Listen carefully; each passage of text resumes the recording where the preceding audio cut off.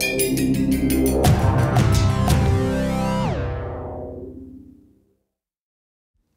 Jeff Moyer. I'm the farm director for the Rodale Institute, which is an organic farm and research and education facility in southeastern Pennsylvania. And I also farm a few hundred acres, well, right now we just upped it to 400 with my son, which is all certified organic, and we raise feed for his 50 cow certified organic dairy. Just to give you an idea of where I'm coming from. I'm going to start in a little bit different spot here than you might suppose. I wanted to start with this quote from J.I. Rodale. He was the founder of the Rodale Institute. He was not a farmer. He was a businessman, but he bought a farm because he could afford one. And he wanted to raise his family on a farm, and he was always interested in the concept of healthy food. But he wrote this on a blackboard in 1942 when he began to found the Rodale Institute. And of course, you can read it as well as I can, but it says healthy soil equals healthy food equals healthy people. So what J.I. Rodale was really saying is that as farmers, our goal is not to produce food. It's not even to manage the soil. Those are just tools that we use. Our goal as a farmer is to produce healthy people. So everything we do on our farms, everything that I do on my farms, is thinking about that ultimate goal of producing healthy people. So it presents a whole bunch of different challenges for us as farmers that we might not think about ordinarily. But we do work in the soil. These pictures here, and I'm going to show you mostly pictures, not a whole lot of data, for a specific reason. My goal here today, with only a few minutes to talk to you, is not to answer each and everybody's question, because that wouldn't be possible with the data that we have in a short period of time, but really to inspire you to think about what you're doing as a farmer, as a researcher, as an ag professional, differently than what you're currently doing. These pictures here come from some soils from our long-term farming systems trial. That trial has been in place for 32 years now, and side-by-side comparisons of organic and conventional, and that's Dr. Ray Weil from the University of Maryland, and it's an old picture. It's probably 10 years old already. But that picture was taken from soils that were taken out of the ground about 10 feet apart from each other after they had been farmed organically and conventionally. Both growing crops.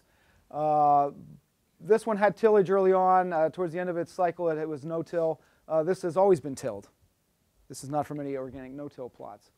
What's really interesting is not only can you see a difference in the picture, in the color of the soil, maybe you can see, if you have good eyes, better than mine, all of the root hairs that are in there, because the plants have different rooting habits. But what's really exciting is when you take those soils and plop them in water. We saw some images earlier today of Pennsylvania soils washing down the Susquehanna River into the Chesapeake Bay. They're not going there because we're farming it. They're going there because of the way we're farming it. Iowa is not washing down the Mississippi River because we're farming Iowa. It's washing down the Mississippi River because of the way we're farming Iowa. We can see clearly that by farming differently, we solidify the soils and change, even with tillage, change the structure of the soil, and that's all being done with cover crops. The big difference between these two systems is cover crops. And again, you can read as well as I can. I tried to make it stand out. It was really hard. Black ink didn't work, red didn't work. Whole lot of reasons to plant cover crops. The biggest reasons that I plant cover crops at the Institute, and what I'm going to talk about mostly this afternoon, is nitrogen and weed management. You get all these other things come with it. But from an organic perspective, where I'm looking at it, I'm trying to manage weeds with cover crops, and I'm trying to supply nitrogen. We don't have a lot of animals. Well, up until 2 years ago, we didn't have a lot of animals on the farm. Now I graze a 65 cow dairy on our farm. So we do have animals and do have some access to manure. But in the past, all of our nitrogen came from legumes. I've been there 38 years, and we've never bought nitrogen. The farm is 333 acres. It's a research station. We just didn't need it. You can get it from the air. As Steve mentioned in his talk, planning is incredibly important. You have to plan your crop rotation so that you can get cover crops in. It's not as simple as just buying seeds, throwing it on the ground at the end of the season, and going, now I'm a cover cropper and life is going to be good. It doesn't work that way. It's not that simple. Okay, as an organic farmer, we have very few tools to help us get seeds in the ground. I can't spray. Steve Groff and I agree on about 99% of everything. until we come to the point about tillage. Steve always says, I will never till, I will spray, and I say I will never spray, I will till. Aside from that, we agree on just about everything. This is not my tractor, fortunately. It is not my farm. It was just a picture that really shows some of the drawbacks of tillage. But as organic farmers, whether you're vegetable growers are even worse, but even grain growers tend to till the ground a lot. And so I started thinking about all of the problems that we have with tillage and how can we incorporate some of the great things that are happening in conventional agriculture with conventional no-till into organic systems. So that's how I came into managing cover crops differently, the way we're going to talk about today. Because not only do you have to plow the ground and then do you do the secondary tillages, then you come through and you have all kinds of cultivation to manage weeds. So it's labor intensive from an organic perspective because we can't spray, so we're in there cultivating weeds, trying to keep them out. And we can do a good job, as you can see. I mean, it's certainly doable, but not without a great deal of effort. And then I'm a slow learner, so it takes me a while to catch on. But one day, I'm sort of thinking about how are we going to encourage.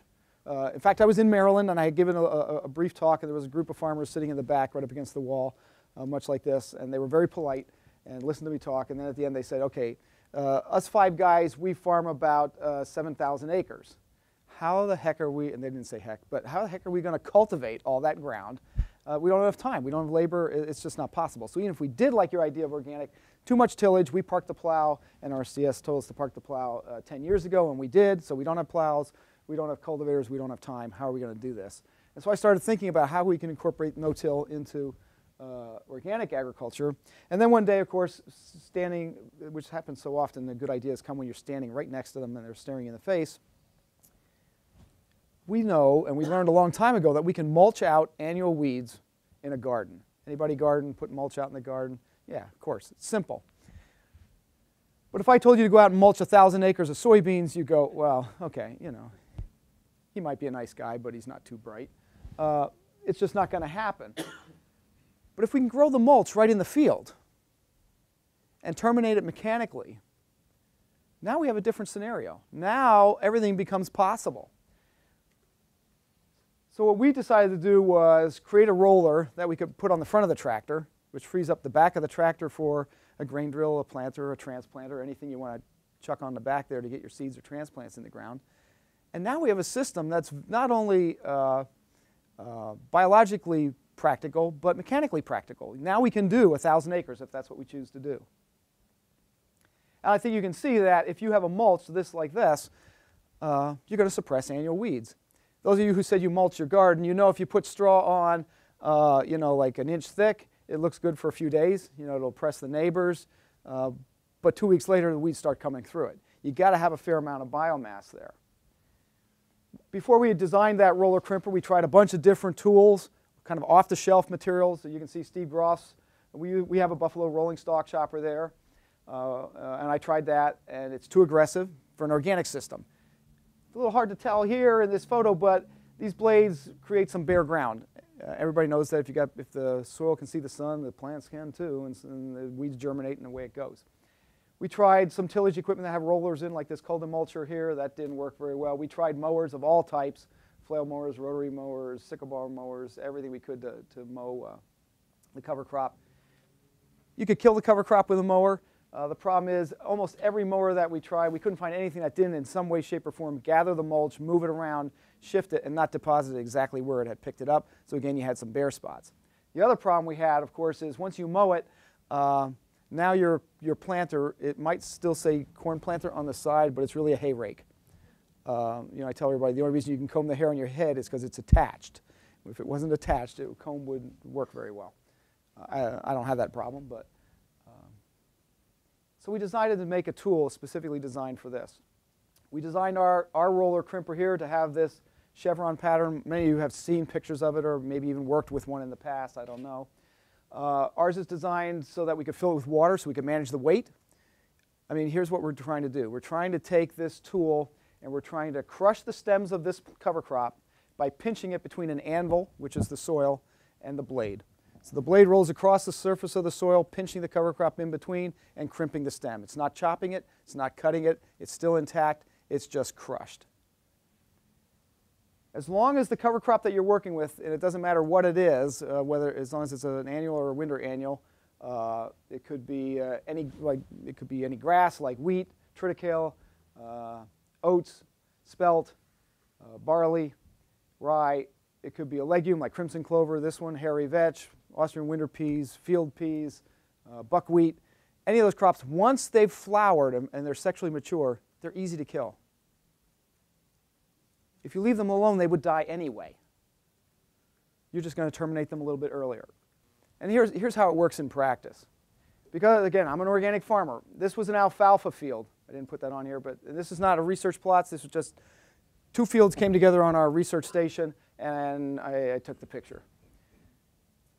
Because it's organic, I had to plow it. Because it was alfalfa, couldn't kill it any other way. It's a perennial. Then I disked it, and then I cultipacked it, so I got a good seed bed. I planted it. I rotary hoed it twice for early weed control. I cultivated it twice for late weed control, and I came back and harvested it, and that's kind of standard practice for us on plowed ground. And I happened to get 143 bushels of corn. Over here, I had a field of hairy vetch, which is a winter annual. I put the roller on the front of the tractor, the planter on the back of the tractor. It was one pass to get the crop in the ground, came back and harvested it. Didn't do anything else in between, no fertilizer, no weed control, nothing, and I got 160 bushel of corn. I said earlier today, I showed this slide to a group of people who were mostly economists, and one guy yelled out from the back room, "Yeah, but can you prove you saved money?" I'm like, well, no, it's not research plots. I didn't collect data on that, but, and even if the yield was exactly the same, I saved money. But the reality is most farmers that get the system in place and become comfortable with it have found that their yields are higher than where they plow, their weeds are less, and it's less work. Was this with the legumes or the manure? This is all legumes. This was hairy vetch and this was alfalfa. It's all legumes. Again, just to reiterate what Steve said, to be in a successful cover crop program, you have to make cover crops the most important crop you grow.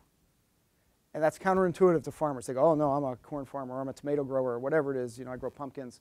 It's like, yeah, that's what you sell.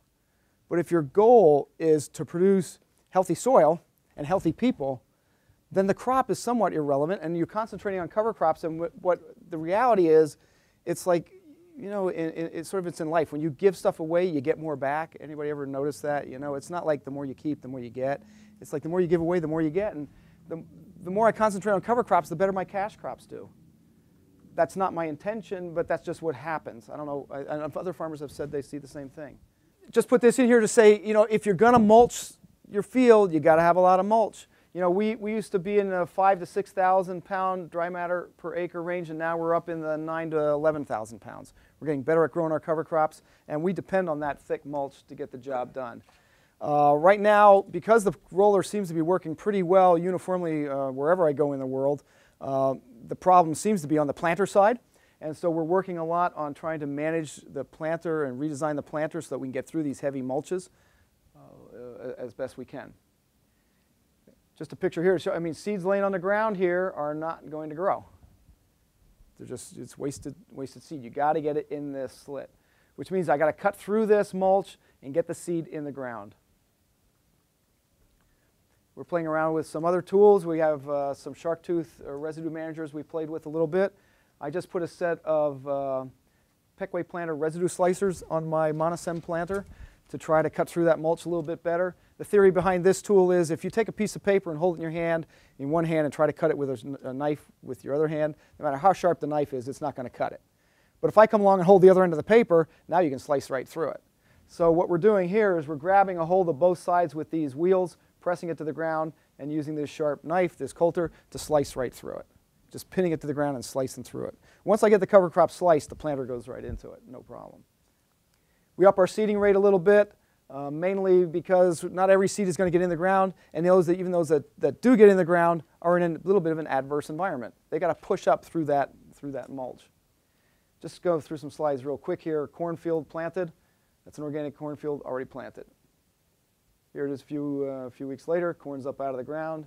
Here it is kind of mid-season-ish. Corn's up, mulch is on the ground, growing nice. This was a different field, but it was 2013. That's Dr. Gladys Zanotti, works with me at Rodale. Holding up some mulch, and you can see we do have some weeds that have broken through, but that's not yield limiting in any way, shape, or form. Works on corn, works on soybeans. You just have to match the cover crop up to the cash crop. People always say, well, what's the best cover crop to use? It's a little like, anybody ever buy an article of clothing where it said one size fits all? Yeah, how can that be? It should say one size fits nobody. I can't give you an exact recipe and say this is the best thing to do, no matter where you are in the country or the world. It wouldn't work that way. But matching the cover crop up to the cash crop, I think, is really critical. We've had a lot of questions by farmers. They'll look at the system and they'll go, okay, you've got this much biomass on the ground. That's what you need to manage weeds. But man, I've got animals. I could feed that, or I could use it for bedding, or I could sell that. What happens if I chop that off and get rid of it? So over here you can see we're rolling it. Here we cut it and we baled it. This was in 2012. A fairly large-scale research project. I just picked out 3 select slides to show you here. Here's where we cut it and baled it. We planted the soybeans. They came up great, but I can't spray herbicide, and so the weeds came up great too. And how the combine found 17 bushels to the acre in there is beyond me, but it did. Some of you are researchers, and I know you are, and researchers are kind of fun. Gladys Zanotti is going, I want rows 4, 5, and 6. Okay, you point to them, I'll harvest them, but I couldn't find them. The next 2 slides are really interesting because they point out some of the questions that we have with the system. Why does it work? Why doesn't it work? This happened to be treatment 11, not that that matters. It was planted on June 1st. I had those shark teeth residue managers on that you saw earlier, those Yetter tools. And we rolled, this is what the crop looked like when we rolled it. Here's what the beans looked like when they came up, not half bad. We did get some weeds, late season foxtail breaking through. I got 38 bushels to the acre, June 1st.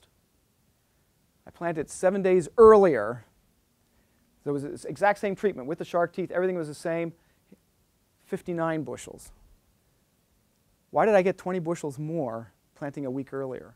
I don't know. I couldn't tell you. If I knew, I would be probably wealthy because soybeans that year were $30 a bushel. $600 an acre. Difference for planting a week earlier. There's a lot of research that still needs to be done. We don't have all the answers by a long shot, but we know the system can work. Some of Dr. Kern's work here, sitting in the front row.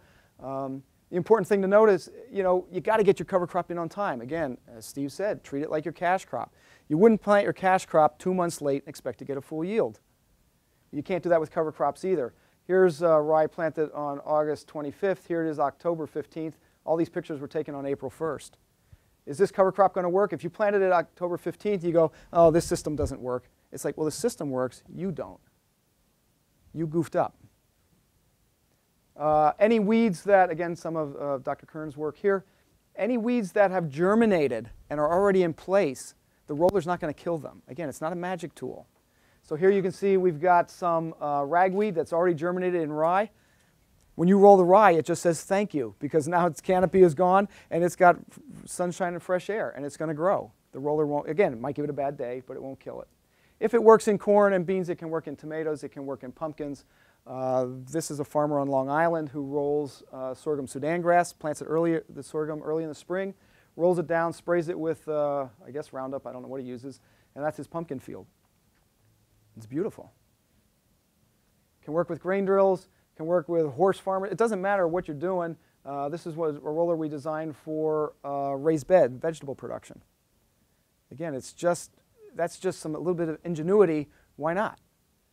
We just created these drums on the side. And I use the term we rather loosely. Jake Blank, the manufacturer, really has been inspirational in some of these activities. And he said, well, what if we put a pipe on there and made it so it flexed? I'm like, hey, sounds like a plan to me. And that's what he did. Those steel tires there help too. Those steel wheels don't hurt. Yeah, that's James Weaver. He's a market grower. He grows heirloom tomatoes and hot peppers. Do you know James Weaver? Okay. Well, last year he sold close to $250,000 of heirloom tomatoes in little boxes to, yeah. It's scale neutral because it's based on biology. So it doesn't matter whether this is Vaughn Jackson's operation in Illinois. I don't know him, but he sent me some pictures. I understand he's not organic. He's just doing it because it makes sense. This was a woman sent me a picture. She's actually in a greenhouse. She was from Vermont, and she said, well, your roller is really a flat plate that you chose to, if you take a piece of paper and roll it into a tube, now it's a tube. Well, I unrolled it. And she said, I looked for the smallest flat plate I could find on my farm, and it was a piece of 2x4.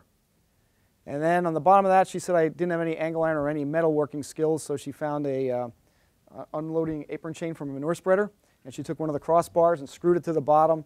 Took two pieces of wash line rope, put them in the ends for handles. You can sort of see them in her hands there. Put your foot on it, and you are the crimping machine, or she is the crimping machine. Hand crimped this floor inside the greenhouse, hand transplanted tomatoes. She said no soil-borne diseases from water splashing up off the soil. Didn't have to fertilize it. It was a legume. Didn't have to weed it. It was perfect. Why not? It can work. Doesn't preclude you from using other technologies like spraying Roundup if you want to. So if you can imagine, these are, God forbid, Roundup-ready soybeans, only because I'm an organic farmer. I have to say that. So these are Roundup-ready soybeans, and you get some weeds breaking through. You can still spray your Roundup if you like it. You know, it doesn't hurt anything. But if you get this much control without any herbicides, you're making money. That's more money for you. So it doesn't preclude other activities. If you like cultivating, there's high residue cultivators that'll go through that mess too. Pick up any escaped weeds or perennial weeds that get through there. And I'll end with that. Thank you.